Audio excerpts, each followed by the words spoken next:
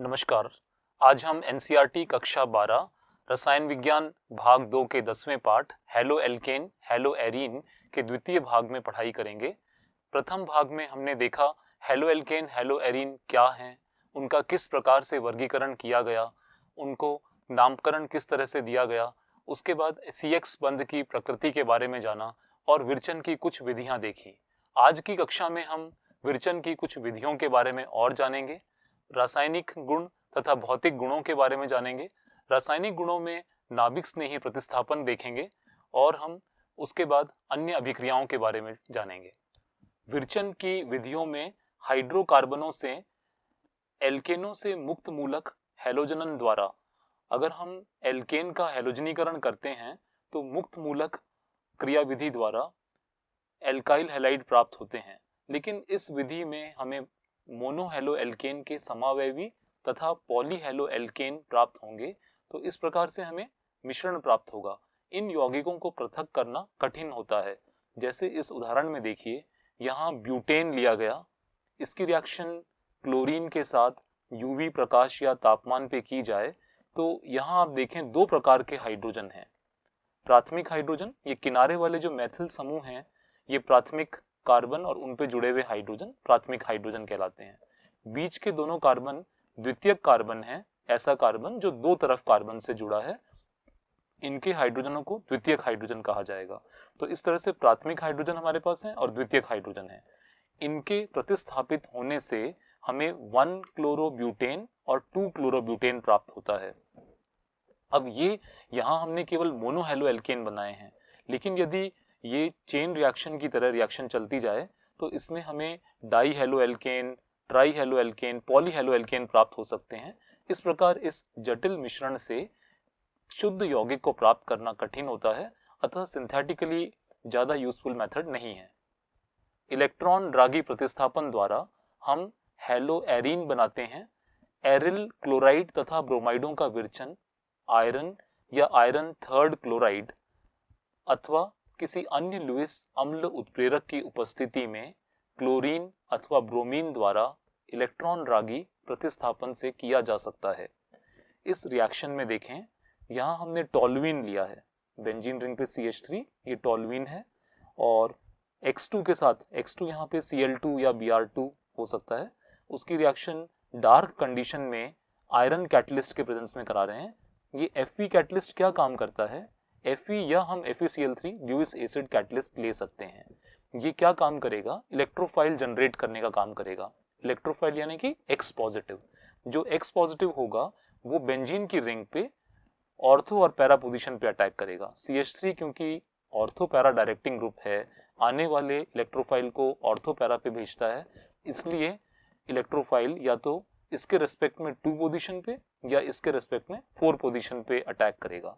इस तरह से हमें जो प्रोडक्ट मिल रहा है ऑर्थो हैलोटोल्यूइन और पैरा हैलोटोल्यूइन प्राप्त होगा। जैसा कि हम देख रहे हैं, पैरा समावयवी सिमेट्रिक स्ट्रक्चर है। सममित संरचना होने के कारण उसकी क्रिस्टल पैकिंग स्ट्रांग होगी, इसलिए पैरा समावयव का गलनांक अधिक होता है। तो इस तरह से ऑर्थो और पैरा को हम आसानी से पृथक कर सकते हैं गलनांक में अत्यधिक अंतर के कारण। इसी रिएक्शन से हम आयोडो कंपाउंड भी बना सकते हैं। आयोडीन के साथ अभिक्रिया उत्क्रमणीय होती है तथा इस अभिक्रिया में उत्पन्न HI का ऑक्सीकृत करने के लिए ऑक्सीकरण कारक HNO3 HiO4 की आवश्यकता होती है। इस रिएक्शन में आप देख रहे हैं X2 की जगह यदि हम I2 लेते हैं तो ये रिएक्शन रिवर्सिबल होगी। उसको रोकने के लिए जो यहाँ पर साइड प्रोडक्ट HI बनता है, यदि हम उसको ऑक्सीकृत करके हटा दें तो रिएक्शन फॉरवर्ड ही रहेगी। इसलिए रिएक्शन को फॉरवर्ड रखने के लिए आयोडीन के साथ HNO3 या परायोडिक एसिड HiO4 लेना पड़ता है। फ्लोरीन की अत्यधिक क्रियाशीलता के कारण इस विधि द्वारा फ्लोरीन युक्त यौगिक का विरचन नहीं किया जा सकता।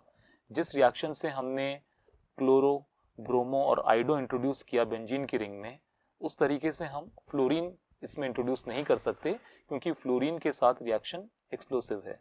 काफी फास्ट रिएक्शन होने के कारण, क्रियाशीलता अधिक होने के कारण इस तरह से नहीं बनाया जाता। अगली विरचन की विधि देखें, सैंडमियर अभिक्रिया।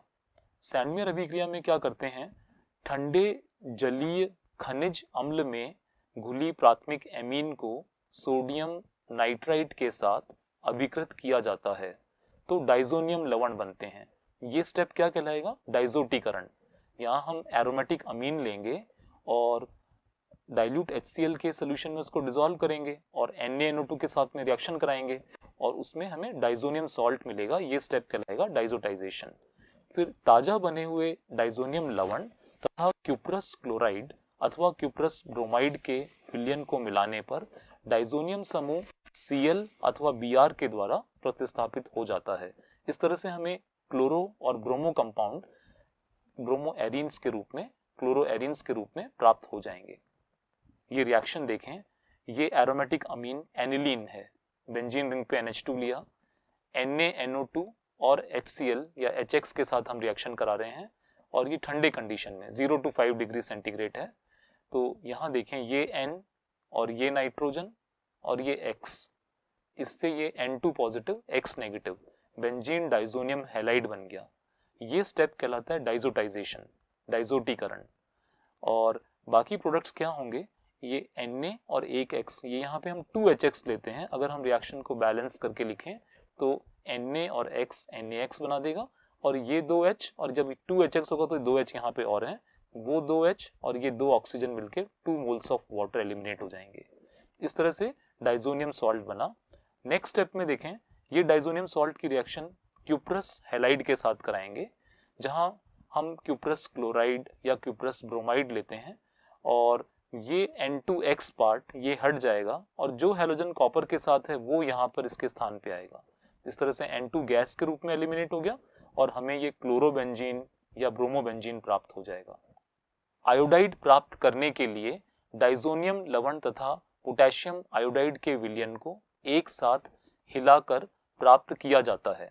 यहाँ देखें, ये डाइजोनियम लवण जो हमने फर्स्ट स्टेप में प्राप्त किया उसकी रिएक्शन क्यूप्रस हैलाइड से ना कराकर पोटेशियम आयोडाइड से कराई जाती है यदि हमें आयोडोबेंजीन बनाना है।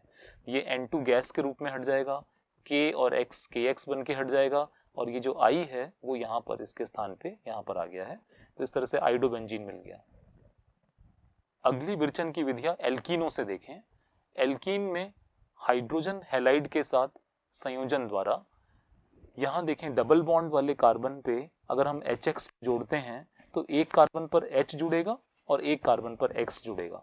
लेकिन यदि अपनी एल्कीन सिमेट्रिक एल्कीन ना हो, जैसे प्रोपीन के ऊपर अगर हम HX जोड़ते हैं तो हमें मुख्य उत्पाद के रूप में मार्कोनिकॉफ नियम के अनुसार एल्काइल हैलाइड प्राप्त होगा। यानी कि negative part of the reagent कहाँ जाएगा? जहां कम हाइड्रोजन प्रेजेंट हो। ये देखें, इस रिएक्शन में प्रोपीन की रिएक्शन हमने HI के साथ कराया, इसमें नेगेटिव पार्ट क्या है? I negative. और मार्कोनिकॉफ नियम के अनुसार डबल बॉन्डेड कार्बन पे जिसमें कम एल्किल प्रतिस्थापी समूह जुड़े हों वहां नेगेटिव पार्ट जुड़ता है। यानी कि बीच वाले कार्बन पे I के आने वाला प्रोडक्ट मुख्य उत्पाद के रूप में प्राप्त होगा। इस तरह से ये 2-आइडोप्रोपेन मेजर प्रोडक्ट होगा और अल्प मात्रा में 1-आइडोप्रोपेन भी प्राप्त हो सकता है। तो इस तरह से HI का योग डबल पे हुआ। मार्कोनिकॉफ नियम के अनुसार हमें 2-आइडोप्रोपेन प्राप्त हुआ। हैलोजन के संयोजन द्वारा CCl4 में घुली ब्रोमीन को एल्कीन में डालने से ब्रोमीन का लाल रंग विलुप्त हो जाता है। ब्रोमीन जो है रेडिश ब्राउन कलर की है। CCl4 में उसे डिसॉल्व किया और एल्कीन के साथ जोड़ा। यह किसी अणु के द्विआबंध की पहचान करने की एक महत्वपूर्ण प्रयोगशाला विधि है। इससे हम अनसैचुरेशन का टेस्ट कर सकते हैं। डबल बॉन्ड या ट्रिपल बॉन्ड वाले कंपाउंड ब्रोमीन के साथ रिएक्शन करके कलरलेस कंपाउंड देते हैं। और यहाँ रिएक्शन देखें, ये हमने इथीन लिया है। यहाँ पे इथीन की रिएक्शन ब्रोमीन के साथ कराई। ब्रोमीन का कलर रेडिश ब्राउन है। ब्रोमीन को CCl4 सॉल्वेंट में डिसॉल्व किया और एडिशन कराएंगे तो दोनों कार्बन पे एक एक Br आने से सिनल डाइब्रोमाइड मिल गया, सनिधि डाइब्रोमाइड। निकटवर्ती कार्बन परमाणुओं पर Br आ गया और ये कलरलेस है। तो इस तरह से हम पहचान कर सकते हैं कि स्टार्टिंग कंपाउंड संतृप्त है या असंतृप्त है। यदि असंतृप्त होगा तो ब्रोमीन का रंग चला जाएगा। तो यह एक असंतृप्तता का परीक्षण है। इस संयोजन से सनिधि डाइब्रोमाइड विसिनल डाइब्रोमाइड का संश्लेषण होता है जो कि रंगहीन है। अब देखते हैं हैलोजन विनिमय। हैलोजन विनिमय की आवश्यकता क्यों पड़ी? क्योंकि हमने कई जगह पे फास्फोरस, पेंटाक्लोराइड, काम में लेके एल्काइल क्लोराइड तो बना लिया, लेकिन हम उन्हें आयोडाइड या फ्लोराइड में भी कन्वर्ट कर सकते हैं। तो उसके लिए एक अभिक्रिया है फिंकलस्टीन अभिक्रिया। इसमें एल्किल आयोडाइड का विरचन प्रायः एल्किल क्लोराइड या ब्रोमाइड की शुष्क एसीटोन में Na के साथ अभिक्रिया से होता है। यहाँ हम Rx में क्या ले सकते हैं? एल्काइल क्लोराइड या ब्रोमाइड, और सोडियम आयोडाइड के साथ रिएक्शन कराते हैं ड्राई एसीटोन के प्रेजेंस में। और ये जो मोर इलेक्ट्रोनेगेटिव हैलोजन एटम है ना, X, अधिक विद्युत ऋणी X जो है वो कम विद्युत ऋणी हैलोजन एटम को सॉल्ट में से रिप्लेस कर देगा। तो इस तरह से X जो है I को हटा के खुद यहाँ पर NaX बना देगा और I जो है Ri बना देगा। इस तरह से एल्काइल आयोडाइड प्राप्त हुआ और NaX प्राप्त हुआ। तो यहाँ X जो है अधिक विद्युत ऋणी हैलोजन Cl या Br लेना है, और Na के साथ रिएक्शन कराने पे अधिक विद्युत ऋणी हैलोजन सॉल्ट में से कम विद्युत ऋणी आयोडाइड को हटा के खुद NaX की सॉल्ट NaCl या NaBr बन जाएगा, और इस तरह से हमें एल्काइल आयोडाइड प्राप्त होगा। और NaX जो है अवक्षेप के रूप में sodium chloride, sodium bromide, dry acetone में अवक्षेप के रूप में प्राप्त होते हैं। और ली चार्टिलियर प्रिंसिपल के हिसाब से यदि कोई प्रोडक्ट अवक्षेप के रूप में या गैस के रूप में अपन हटाते जाएं उसे, तो रिएक्शन फॉरवर्ड डायरेक्शन में फेवर होती है। तो इस तरह से NaX के प्रेसिपिटेट बनने के कारण ली चार्टिलियर प्रिंसिपल के हिसाब से रिएक्शन फॉरवर्ड डायरेक्शन में चलेगी और एल्काइल आयोडाइड प्राप्त होगा। विनिमय की ही दूसरी रिएक्शन है स्वार्ट्स अभिक्रिया। बने हुए एल्काइल हैलाइड को यदि फ्लोराइड में कन्वर्ट करना है तो धात्विक फ्लोराइडों जैसे AgF, COF2, Hg2F2 या SbF3 की उपस्थिति में एल्किल क्लोराइड या ब्रोमाइड को गर्म करके एल्किल फ्लोराइड का संश्लेषण किया जाता है। यहाँ देखें, यहाँ हमने मिथाइल ब्रोमाइड लिया है और उसकी रिएक्शन ये मिथाइल ब्रोमाइड CH3Br, इसकी रिएक्शन सिल्वर फ्लोराइड से कराई, AgF से कराया, और यहाँ फ्लोरीन CH3 के साथ CH3F बना देगा। इस तरह से हमें एल्काइल फ्लोराइड प्राप्त हुआ और एक AgBr प्रोडक्ट आ गया। तो इस तरह से स्वार्ट्स अभिक्रिया के द्वारा हम एल्किल फ्लोराइड बना सकते हैं। इस तरह से हमने देखा विरचन की विधियों में किस प्रकार अल्कोहल से एल्काइल हैलाइड प्राप्त कर सकते हैं। हाइड्रोकार्बन जैसे एल्केन का हैलोजनीकरण के द्वारा एल्काइल हैलाइड प्राप्त करना, एल्कीन में HX के योग द्वारा एल्काइल हैलाइड प्राप्त करना, सैंडमियर अभिक्रिया देखी, और उसके बाद हमने विनिमय अभिक्रिया देखी जिनमें फिंकलस्टीन रिएक्शन से एल्काइल आयोडाइड तथा स्वार्ट्स रिएक्शन से एल्काइल फ्लोराइड के विरचन की विधि देखी। अब हम भौतिक गुणों के बारे में अध्ययन करेंगे। भौतिक गुण: शुद्ध अवस्था में एल्किल हैलाइड रंगहीन यौगिक होते हैं, परंतु ब्रोमाइड तथा आयोडाइड प्रकाश के संपर्क में आने पर रंगीन हो जाते हैं। अनेक वाष्पशील हैलोजन युक्त यौगिक सुगंधमय होते हैं। गलनांक एवं क्वथनांक: Maithil chloride, Maithil bromide, ethyl chloride तथा कुछ क्लोरोफ्लोरो मेथेन कमरे के ताप पर गैस के रूप में होते हैं, जबकि उच्च सदस्य द्रव तथा ठोस होते हैं। जैसे जैसे कार्बन की चेन बढ़ेगी वैसे वैसे गैस की स्टेट से लिक्विड स्टेट में आएंगे, और ज़्यादा चेन बढ़ाएंगे तो ठोस अवस्था प्राप्त होगी। कार्बनिक हैलोजन यौगिक ध्रुवीय होने के कारण इनमें अंतरा आणविक आकर्षण बल, द्विध्रुव द्विध्रुव तथा वेंडरवॉल्स है। हमने CX बंध की प्रकृति देखी थी, जहां देखा कि एल्काइल हैलाइड का कार्बन पर आंशिक धनावेश और X पर आंशिक ऋणावेश उत्पन्न होता है। इस तरह से एल्काइल हैलाइड का एक मॉलिक्यूल और दूसरे मॉलिक्यूल के बीच में डाइपोल डाइपोल अट्रैक्शन, क्योंकि प्लस माइनस जब पोल डेवलप हो गए तो एक मॉलिक्यूल का नेगेटिव पोल दूसरे मॉलिक्यूल के प्लस के पोल के साथ अट्रैक्शन शो करेगा। इसे डाइपोल डाइपोल इंटरेक्शन, द्विध्रुव द्विध्रुव आकर्षण कहते हैं। इसके साथ ही एल्काइल चेन में वेंडरवॉल आकर्षण तो है ही, तो इस तरह से इनके गलनांक क्वथनांक अधिक होने का कारण द्विध्रुव आकर्षण तथा वेंडरवॉल आकर्षण बल है। अतः यह समतुल्य द्रव्यमान वाले हाइड्रोकार्बनों के क्वथनांक से इनका क्वथनांक अधिक होता है। अणुओं का आकार बड़ा होने पर आकर्षण बल और अधिक प्रबल हो जाता है। जैसे जैसे अणु का आकार सरफेस एरिया बढ़ेगा वैसे वैसे उनके आपस में मॉलिक्यूल्स के बीच अधिक वैन डेर वाल आकर्षण बल लगेगा। अतः विभिन्न हैलाइडों के क्वथनांक में एल्किल समूह के समान होने पर हैलाइडों के क्वथनांकों का घटता क्रम इस प्रकार है। यहाँ हम देख रहे हैं हमने एल्किल समूह समान रखा, आर रखा है सब में, लेकिन जैसे जैसे हम हैलोजन को चेंज कर रहे हैं, आयोडीन सबसे बड़े साइज का है, उससे छोटा Br, उससे छोटा Cl, उससे छोटा F, तो जैसे जैसे साइज छोटा होता जा रहा है वैसे वैसे क्वथनांक का क्रम भी घटता जा रहा है। तो Ri का क्वथनांक सबसे अधिक, Rf का क्वथनांक सबसे कम। जितना आकार बड़ा होता है उतना ही मॉलिक्यूल्स के बीच में अट्रैक्शन ज़्यादा रहेगा, वैन डेर वाल आकर्षण बल भी अधिक रहेगा, और आकार के छोटा होने पर वैन डेर वाल आकर्षण बल कम हो जाता है। इस ग्राफ में आप बहुत अच्छे से समझ सकते हैं, ये लाल रंग क्लोराइड, नीला ब्रोमाइड और पीला आयोडाइड को दिखा रहा है। यहाँ हम CH3X के ही क्लोराइड, ब्रोमाइड और आयोडाइड को देखें तो आयोडीन का साइज बड़ा होने के कारण इसका क्वथनांक उच्चतम है, उससे कम ब्रोमाइड का है, उससे कम क्लोराइड का है। दूसरा हम इस फिगर में ये भी देख सकते हैं जैसे जैसे हम कार्बन का चेन बढ़ा रहे हैं वैसे वैसे क्वथनांक बढ़ता जा रहा है। तो कार्बन की चेन बढ़ाने से भी सरफेस एरिया बढ़ रही है। सरफेस एरिया के बढ़ने से दो मॉलिक्यूल्स के बीच में वैन डेर वाल अट्रैक्शन बढ़ेगा और क्वथनांक का मान उच्च होता जाएगा।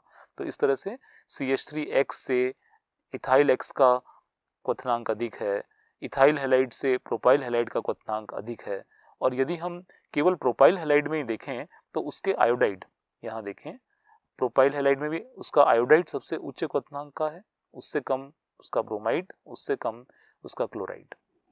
समावयवी हैलो एल्केनों में श्रृंखलन बढ़ने के साथ क्वथनांक कम हो जाता है। यहाँ उदाहरण देखें, ये नॉर्मल ब्यूटाइल ब्रोमाइड लिया और ये हमने secondary butyl bromide, secondary carbon पे Br है, जितना श्रृंखला बढ़ती जाएगी उतना ही क्वथनांक कम होता जाएगा। ये वाला 2 ब्रोमो 2 मिथाइल प्रोपेन, तो इसमें अधिक श्रृंखलन है, सरफेस एरिया उतना ही छोटा हो गया, इसके एक मॉलिक्यूल और दूसरे मॉलिक्यूल के बीच में वैन डेर वाल आकर्षण बल उतना ही कम हो गया, इसलिए इसका क्वथनांक सबसे कम पे आ रहा है 346 केल्विन, और उससे ज़्यादा 364 केल्विन ये, और जिसमें सीधी चेन है उसका क्वथनांक उच्चतम है क्योंकि वहाँ सरफेस एरिया सबसे ज़्यादा है। इस प्रकार हम देखते हैं कि नॉर्मल ब्यूटाइल ब्रोमाइड में सरफेस एरिया सबसे अधिक है, इसलिए इसके मॉलिक्यूल्स के बीच में वैन डेर वाल अट्रैक्शन सबसे ज़्यादा होगा और इसका क्वथनांक उच्चतम है। समावयवी डाईहेलोबेंजीन के क्वथनांक लगभग समान होते हैं। यहाँ देखें, ये ortho dichloro benzene, Meta dichlorobenzene और पैरा डाइक्लोरोबेंजीन लिया है। इनके क्वथनांक लगभग बराबर से हैं, 453, 446, 448, परंतु पैरा समावयवी ऑर्थो तथा मेटा समावयवी की अपेक्षा उच्च गलनांक का होता है। यदि हम गलनांक को देखें तो ये पैरा समावयवी का गलनांक 323 है, जो कि मेटा और ऑर्थो से काफ़ी उच्च है। यह सममित संरचना है, सिमेट्रिक है। सिमेट्रिक होने के कारण स्ट्रॉन्ग क्रिस्टल पैकिंग देगा, और स्ट्रॉन्ग क्रिस्टल जालक होने के कारण इसका मेल्टिंग पॉइंट गलनांक उच्चतम होगा। इस प्रकार पैरा समावयवी के सममित होने के कारण स्ट्रॉन्ग क्रिस्टल पैकिंग देने से गलनांक उच्च हो जाता है। अब देखते हैं घनत्व के बारे में। हाइड्रोकार्बनों के ब्रोमो, आइडो तथा पॉलीक्लोरो व्युत्पन्न जल की तुलना में भारी होते हैं। कार्बन परमाणुओं की संख्या, हैलोजन परमाणुओं की संख्या तथा हैलोजन परमाणुओं का द्रव्यमान बढ़ने पर घनत्व बढ़ता है। हम इन उदाहरणों में देखें, यहाँ हमने हैलोजन परमाणु का द्रव्यमान बढ़ाया, आकार बढ़ा लिया, तो Cl से Br होने पे आप देख रहे हैं घनत्व बढ़ रहा है, Br से आयोडाइड होने पे घनत्व बढ़ रहा है। इस तरह से हैलोजन परमाणु का द्रव्यमान बढ़ने से घनत्व बढ़ता है। इस उदाहरण में देखें, यहाँ हैलोजन परमाणुओं की संख्या बढ़ा रहे हैं। ये हमने CH2Cl2, डाइक्लोरोमीथेन, ट्राइक्लोरोमीथेन और टेट्राक्लोरोमीथेन लिया। कार्बन के साथ क्लोरीन की संख्या बढ़ने के साथ साथ घनत्व बढ़ता जा रहा है। इसी तरह से अगर हम कार्बन की संख्या भी बढ़ाते हैं तो भी घनत्व बढ़ता है। विलयता, हैलो एल्केन जल में अल्प विलय होते हैं। हैलो एल्केन को जल में घोलने के लिए ऊर्जा की आवश्यकता होती है, जिससे कि हेलोएल्केन के अणुओं के मध्य उपस्थित आकर्षण बल तथा जल के अणुओं के मध्य हाइड्रोजन बंध को तोड़ा जा सके। हेलोएल्केन तथा जल में अणुओं के मध्य नए आकर्षण बलों के बनने में कम ऊर्जा निर्गमित होती है, अतः हेलोएल्केन की जल में विलयता बहुत कम होती है। हमने क्या देखा, हेलोएल्केन और जल, इन दोनों के मॉलिक्यूल्स में जो पहले से फोर्स ऑफ अट्रैक्शन है, जल के अणुओं में हाइड्रोजन बंध पाया जाता है, और हेलोएल्केन में हमने देखा डाइपोल डाइपोल अट्रैक्शन और van der Waals force of attraction है। जब हम उनके इंडिविजुअल मॉलिक्यूल्स के अट्रैक्शंस को तोड़ेंगे तो जो एनर्जी खर्च होने वाली है वो ज़्यादा है, और जल और हेलोएल्केन के बीच में जब अट्रैक्शन डेवलप होता है उससे जो एनर्जी लिबरेट होती है वो कम लिबरेट होती है, इसलिए हेलोएल्केन का जल में विलयता कम है। हेलोएल्केन कार्बनिक विलायकों में आसानी से घुल जाते हैं, क्योंकि इनके तथा विलायक अणु के मध्य बने नए अंतरा आणविक आकर्षण बलों का सामर्थ्य लगभग उतना ही होता है जितना टूटने वाले अलग अलग हेलोएल्केन तथा विलायक अणुओं के मध्य होता है। यहाँ जितनी ऊर्जा हमें हेलोएल्केन या किसी विलायक के अणुओं के बीच जो आकर्षण है उसको तोड़ने में देनी पड़ेगी, उतनी ही ऊर्जा कार्बनिक विलायक और हेलोएल्केन के बीच में उत्पन्न हो जाएगी। तो इसलिए यहाँ पर हेलोएल्केन आसानी से कार्बनिक विलायकों में घुल जाते हैं। अब देखते हैं हम रासायनिक अभिक्रियाओं के बारे में। हेलोएल्केन की अभिक्रियाओं को निम्न संवर्गों में बांटा गया है। इसमें मुख्य है नाभिक रागी प्रतिस्थापन, निराकरण या विलोपन अभिक्रियाएं, और तीसरी है धातुओं के साथ अभिक्रिया। नाभिक रागी प्रतिस्थापन अभिक्रियाएं, जैसे हमने शुरू में भी कहा, इस नाभिक रागी प्रतिस्थापन अभिक्रिया के द्वारा हम हेलोएल्केन से शुरू करके विभिन्न कार्बनिक यौगिकों को बना सकते हैं, जैसे alcohol, alkyl cyanide, nitro compounds, alkane, ester, और इस तरह से विभिन्न अमीन्स इस तरह बनाए जा सकते हैं। इस अभिक्रिया में नाभिक रागी उस हेलोएल्केन क्रियाधार से अभिक्रिया करता है जिसमें हेलोजन परमाणु से आबंधित कार्बन परमाणु पर आंशिक धनावेश होता है। यहाँ रिएक्शन देखें, नाभिक स्नेही क्या है? नाभिक स्नेही वह स्पीशीज है जिसमें इलेक्ट्रॉन डेंसिटी ज़्यादा हो, नेगेटिव चार्ज हो या लोन पेयर ऑफ इलेक्ट्रॉन्स हो, जिसमें इलेक्ट्रॉन की डेंसिटी अधिक होती है, वो नाभिक स्नेही है। और यहाँ हेलोएल्केन में हमने कार्बन हेलोजन के बीच में देखा कि इस तरह से ध्रुवता उत्पन्न होती है। हेलोजन परमाणु अधिक विद्युत ऋणी होने के कारण शेयर्ड पेयर ऑफ इलेक्ट्रॉन को अपनी ओर आकर्षित करने से स्लाइट नेगेटिवली चार्ज होगा और कार्बन पर स्लाइट पॉजिटिव चार्ज होगा। तो जिस कार्बन पर हेलोजन जुड़ा है वो धनावेशित हो गया है ना, स्लाइटली पॉजिटिव, आंशिक रूप में उसमें धनावेश उत्पन्न हो रहा है। इस तरह से नाभिक स्नेही कहाँ आक्रमण करेगा? इस धनावेशित कार्बन पर आक्रमण करेगा। तो नाभिक स्नेही इस कार्बन से जुड़ेगा, यहाँ कार्बन से नाभिक स्नेही जुड़ गया और X जो है X नेगेटिव के रूप में निकल गया। ये अविशिष्ट समूह लिविंग ग्रुप के रूप में X नेगेटिव हट गया। अब क्योंकि इस रिएक्शन में नाभिक स्नेही ने X को प्रतिस्थापित किया, X को हटा के खुद कार्बन से जुड़ गया, इसलिए इस रिएक्शन को नाभिक रागी प्रतिस्थापन कहेंगे। इस टेबल में देखें, यहाँ हमने एल्काइल हैलाइड का नाभिक रागी प्रतिस्थापन किया। ये रिएक्शन देखें, RX plus nucleophile NU negative, जो हमने देखा कि नाभिक स्नेही X को प्रतिस्थापित कर देता है और RNU के बीच में बॉन्ड बन के नया कंपाउंड बन गया और X नेगेटिव लिविंग ग्रुप के रूप में हट गया। अब यहाँ पर हम RX की रिएक्शन जब एक्वस NaOH के साथ जलीय NaOH या KOH से कराएंगे तो नाभिक स्नेही क्या होगा? OH negative. यहाँ NU की जगह पे क्या आएगा? OH नेगेटिव आएगा। तो RX प्लस OH नेगेटिव जब रिएक्ट करेंगे तो OH नेगेटिव न्यूक्लियोफाइल X को प्रतिस्थापित कर देगा और हमें क्या प्राप्त होगा? एल्कोहल। इस तरह से हमने देखा एल्काइल हैलाइड से हम एल्कोहल प्राप्त कर सकते हैं। दूसरा, अगर हम जल के साथ अभिक्रिया कराते हैं, जल में H प्लस और OH नेगेटिव, तो जो इलेक्ट्रॉन रिच पार्ट न्यूक्लियोफाइल है वो क्या होगा? OH negative. H2O में भी OH नेगेटिव, या यूं कहिए कि जल का अणु एक बार पूरा जुड़ता है और फिर उसमें से H प्लस हट जाएगा, तो यहाँ भी हमें अल्कोहल प्राप्त होंगे। इस तरह से हम अल्कोहल दो तरीके से प्राप्त कर सकते हैं, एक्वस NaOH या KOH के द्वारा, या जल के साथ अभिक्रिया से अल्कोहल प्राप्त कर सकते हैं। दूसरी रिएक्शन देखें, यहाँ NaOR डैश सोडियम एल्कोक्साइड के साथ रिएक्शन करा रहे हैं। जब RX की रिएक्शन NaOR डैश के साथ कराएंगे, यहाँ OR डैश नाभिक स्नेही का कार्य करेगा, OR डैश, और ये न्यूक्लियोफाइल इस R के साथ जुड़ने पे ROR डैश बना देगा, है ना। तो ये क्या बन गया, ईथर। इस तरह से हमने देखा हेलो एल्केन से स्टार्ट करके हम ईथर भी प्राप्त कर सकते हैं। NaI जो कि हम फिंकलस्टीन में भी पढ़ चुके हैं, फिंकलस्टीन रिएक्शन कर है, RX जब X यहाँ पर Cl या Br होता है, NaI से रिएक्शन कराएं तो I नेगेटिव न्यूक्लियोफाइल X की जगह पे आएगा और RI देगा और इससे एल्काइल आयोडाइड प्राप्त हो गए। यदि हम अमोनिया से रिएक्शन कराते हैं RX की, तो अमोनिया नाभिक स्नेही का कार्य कर रहा है और उससे हमें RNH2 प्राप्त होगा। यहाँ से एक H और ये वाला X HX के रूप में यहाँ निकल जाएगा और अमोनिया से हमें इस तरह से अमीन प्राप्त हुआ। ये प्राथमिक अमीन है। जब NH2 समूह होता है और एक तरफी एल्काइल ग्रुप हो, वो कहलाएगा प्राथमिक अमीन। और जब इस प्राथमिक अमीन की रिएक्शन अगर हम RX के साथ कराएं तो इस तरह से RNH2 नाभिक स्नेही का कार्य करता है और यहाँ से एक H और ये X HX के रूप में हटा और एक R जो है वो इसके साथ जुड़ने पे RNHR डैश, ये द्वितीयक अमीन प्राप्त हो गया। द्वितीयक अमीन क्यों कहा, क्योंकि NH के ऊपर दो एल्किल समूह लगे हुए हैं, R और R डैश।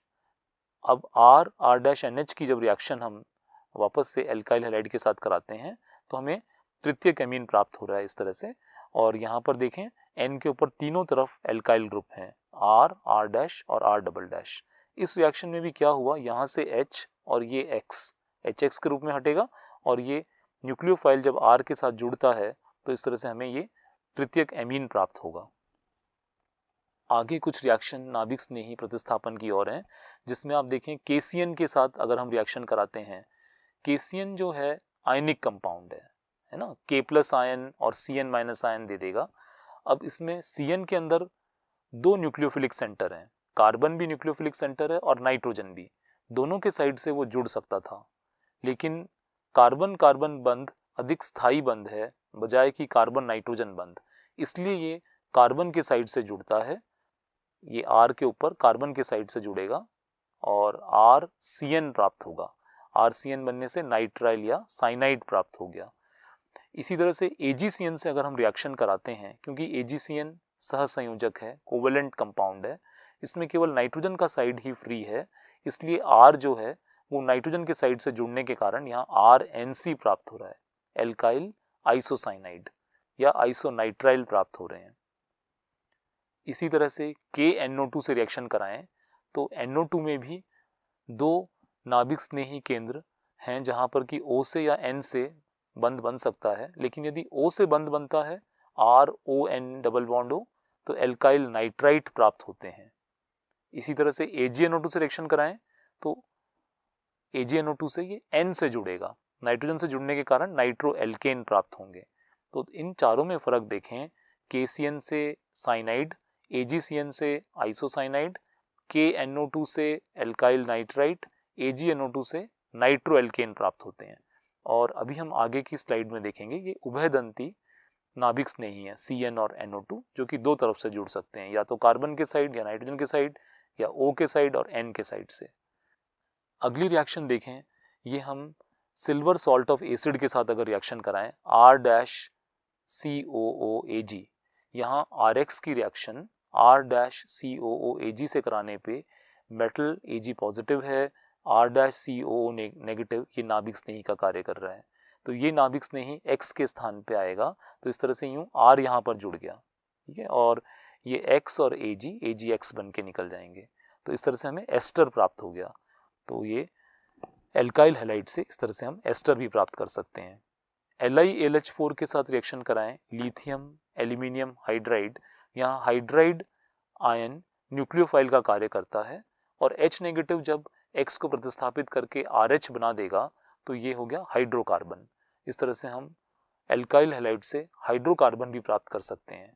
और उच्च हाइड्रोकार्बन के लिए एल्काइल मेटल कंपाउंड लिया, जहां मेटल हमेशा प्लस का होता है और R डैश नाभिक स्नेही नेगेटिव स्पीसीज है, ये X को प्रतिस्थापित करके R डैश जुड़ के उच्च एल्केन प्राप्त हो जाएंगे और मेटल जो है वो X के साथ मेटल हैलाइड बना देगा। इस तरह से हमने देखा कि नाभिक स्नेही प्रतिस्थापन के द्वारा हम विभिन्न प्रकार के यौगिकों का संश्लेषण कर सकते हैं। इस तरह से एल्काइल हैलाइड स्टार्टिंग कंपाउंड के द्वारा हम बहुत सारे ऑर्गेनिक कंपाउंड्स को बना सकते हैं। उभयदंती नाभिक रागी। उभयदंती नाभिक रागी क्या है? वे नाभिक रागी जिनमें दो नाभिक रागी केंद्र होते हैं। साइनाइड तथा नाइट्राइट जैसे समूहों में दो नाभिक रागी केंद्र होते हैं, इन्हें उभयदंती नाभिक रागी कहा जाता है। साइनाइड समूह दो अंशदायी संरचनाओं का संकर है। ये साइनाइड की दो रेजोनेटिंग स्ट्रक्चर दिखाई हैं यहाँ पे। इन रेजोनेटिंग स्ट्रक्चर में हम देख पाते हैं कि एक स्ट्रक्चर में कार्बन पर नेगेटिव चार्ज है, ये न्यूक्लियोफिलिक सेंटर है, यहाँ से भी ये जुड़ सकता है। C डबल बॉन्ड N में नेगेटिव चार्ज N पे है, तो नाइट्रोजन का साइड भी न्यूक्लियोफिलिक सेंटर है। तो इस तरह से एक ही स्पीसीज में अगर दो न्यूक्लियोफिलिक सेंटर हों और एट अ टाइम वो किसी एक से बॉन्ड बना सके, वो कहलाता है एम्बिडेंट न्यूक्लियोफाइल, उभयदंती नाभिक रागी। जैसे हमने KCN के लिए कहा था कि K+ आयन और CN- आयन देता है। CN- आयन इन दो रेजोनेटिंग स्ट्रक्चर में पाया जा सकता है। अब वो कार्बन के साइड से भी एल्काइल ग्रुप पर जुड़ेगा या नाइट्रोजन के साइड से भी एल्काइल ग्रुप पर जुड़ सकता है, पर क्योंकि कार्बन कार्बन बंध अधिक स्थायी बंध है, इसलिए KCN लेने पर हमेशा कार्बन के साइड से ही एल्काइल समूह के साथ बॉन्ड बनेगा और हमें एल्काइल साइनाइड प्राप्त होंगे। कार्बन परमाणु से जुड़ने के परिणाम स्वरूप एल्काइल साइनाइड तथा नाइट्रोजन परमाणु से जुड़ने के परिणाम स्वरूप आइसोसाइनाइड। ये देख रहे हैं RCN जो है ये एल्काइल साइनाइड है और RNC एल्काइल आइसोसाइनाइड है। ये हमें KCN लेने से प्राप्त होता है और RNC हमें AgCN लेने पे प्राप्त होता है, क्योंकि AgCN कोवेलेंट कंपाउंड है, सहसंयोजक है। वहाँ नाइट्रोजन का साइड ही फ्री था, इसलिए वो वहाँ से एल्काइल ग्रुप पे जुड़ने के बाद आइसोसाइनाइड देगा। इसी तरह से दूसरा उदाहरण नाइट्राइट आयन भी उभयदंती नाभिक रागी के दो भिन्न संयोजन केंद्रों वाला O पे नेगेटिव चार्ज और N के ऊपर लोन पेयर ऑफ इलेक्ट्रॉन्स होते हैं। तो ऑक्सीजन के द्वारा जुड़ने के परिणाम स्वरूप एल्किल नाइट्राइट, जैसे ये देख रहे हैं RO single bond N double bond O, यदि ऑक्सीजन से जुड़े तो एल्काइल नाइट्राइट, तथा नाइट्रोजन के द्वारा जुड़ने के परिणाम स्वरूप नाइट्रो एल्केन बनते हैं। यदि N से जुड़े तो ये नाइट्रो एल्केन बन गया। और ये हमने देखा KNO2 से अगर हम रिएक्शन कराते हैं तो एल्काइल नाइट्राइट और AgNO2 से रिएक्शन कराते हैं तो नाइट्रो एल्केन प्राप्त होंगे। इस तरह से आज की कक्षा में हमने देखा विरचन की विभिन्न विधियों के बारे में तथा नाभिक स्नेही प्रतिस्थापन अभिक्रियाओं के बारे में। नाभिक स्नेही प्रतिस्थापन अभिक्रियाओं से हमने विभिन्न प्रकार के कार्बनिक यौगिकों का संश्लेषण किया, जैसे अल्कोहल बनाया, ether, cyanide, isocyanide, nitro compound, nitrite, ester, alkene.